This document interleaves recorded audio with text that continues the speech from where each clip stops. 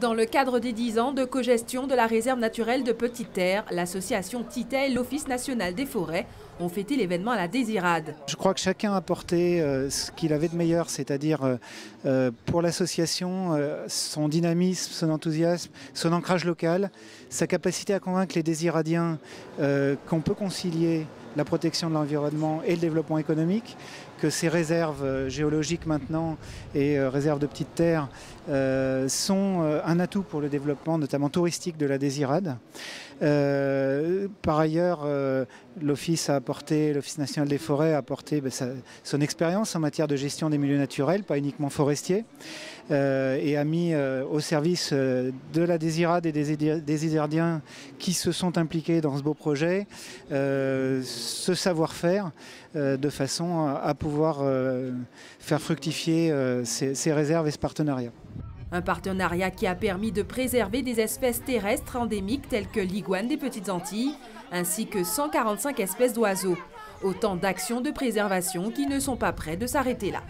Aujourd'hui, le développement de la réserve géologique de la Désirade aujourd'hui va nous permettre aux jeunes Désiradiens de varier toutes leurs prestations au-delà de la pêche et donc d'arriver avec de l'écotourisme. Aujourd'hui, la Désirade, je le disais dans mon intervention, ne sera pas simplement infiniment nature comme le développe l'Office du tourisme, mais sera aussi infiniment durable économiquement, puisque moi je suis quand même tout de même porté sous le fait qu'une réserve doit pouvoir porter à la population donc, des solutions économiques, surtout dans le contexte actuel.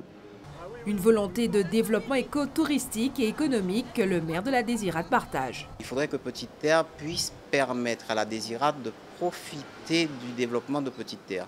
Donc il y a des réflexions qui sont en cours.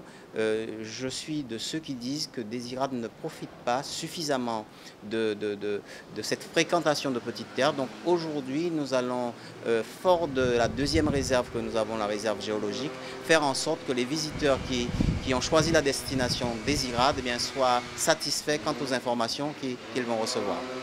Une mission que l'Office de tourisme de la Désirade compte mener de front. Avec 10 ans d'activité au compteur, la stratégie touristique de l'île est bien ficelée.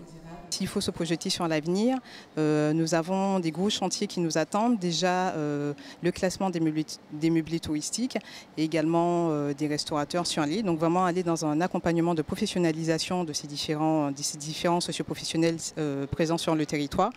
Et également mettre en place un certain nombre d'événements. Je peux citer par exemple la fête à Cabrit qui est quand même connue, qui aujourd'hui existe depuis 10 années et en faire un véritable produit touristique. Donc nous on est vraiment dans cette démarche de développement touristique de l'île afin que l'île, que la destination Désirade en tout cas rayonne sur l'extérieur et pourquoi pas aller séduire une clientèle européenne et voire internationale. Tout un programme qui dans les années à venir fera de la Désirade un joyau naturel des îles de Guadeloupe.